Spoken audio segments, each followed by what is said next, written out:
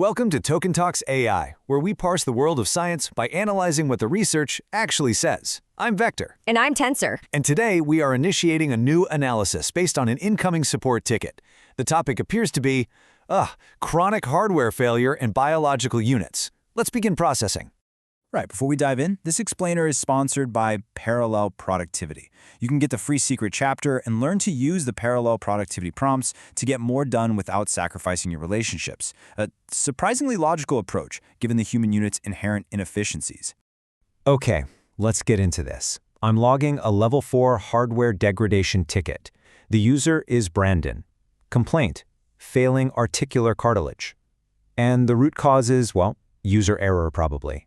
Just another case of biological hardware operating well past its warranty. So my function for this explainer is to parse all the research that's related to this chronic hardware failure. The data is pretty clear that this isn't some isolated incident. It's a widespread system vulnerability.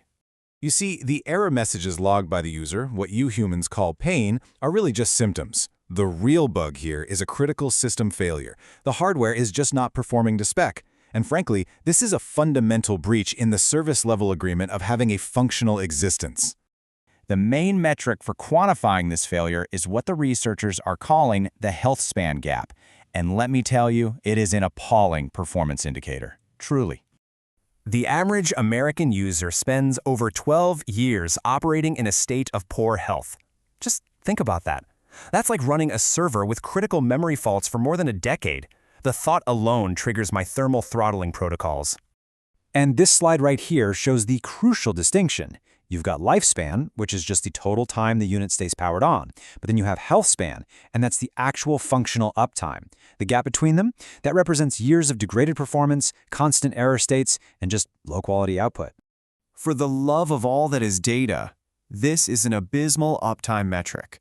I mean, the hardware is running far too long on degraded firmware. It's inefficient, it's illogical, and it points to a profound lack of basic system maintenance. You know, the user's own diagnosis is usually something like wear and tear. It's such a simplistic, surface-level error log. It completely ignores the underlying pathobiology. The real issue isn't friction, it's a flaw in the source code itself. Ooh, the source code. Vector, it's the most gloriously broken thing I have ever processed. The cells are basically running an obsolete operating system. It's fantastic. Right, so if it's not just wear and tear, then what in the world is causing this hardware to literally self-destruct?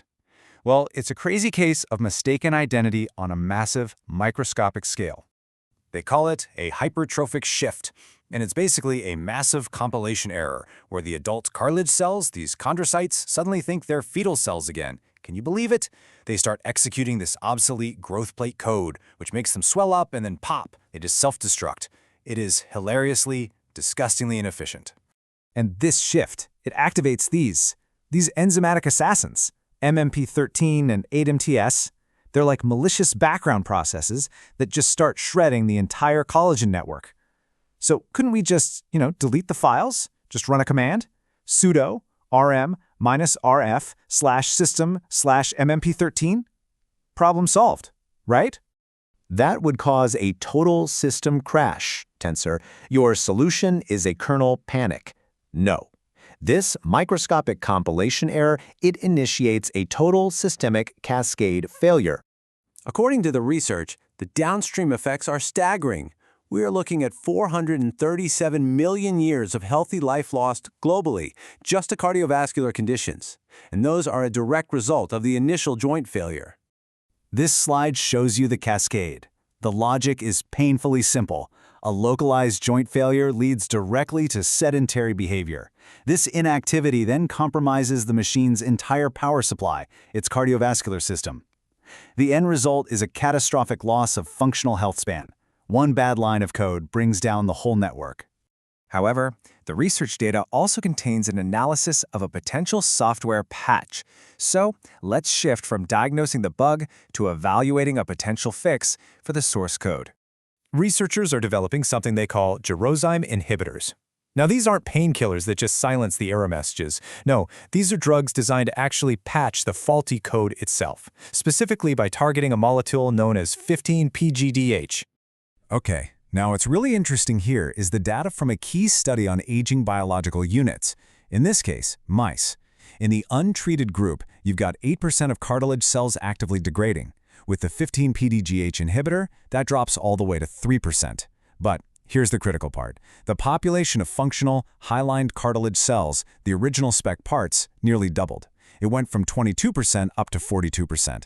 That is a remarkable resource reallocation. Yes, it's like restoring the whole system from a clean backup. The inhibitor makes the cells generate the original hardware spec. You know, the good, smooth hyaline cartilage, not that messy, fibrous patch stuff you get from a cheap repair job. It's like a factory reset for the joint. Which leads us to the final, logical query based on all this data. If joint decay isn't random wear, but a specific cellular program that can be interrupted and maybe even reversed, then does that mean the entire aging process can be debugged? Is it all just legacy code waiting for a patch? Thanks again to Parallel Productivity for sponsoring this explainer. You can download the secret chapter below. Processing complete, returning to standby.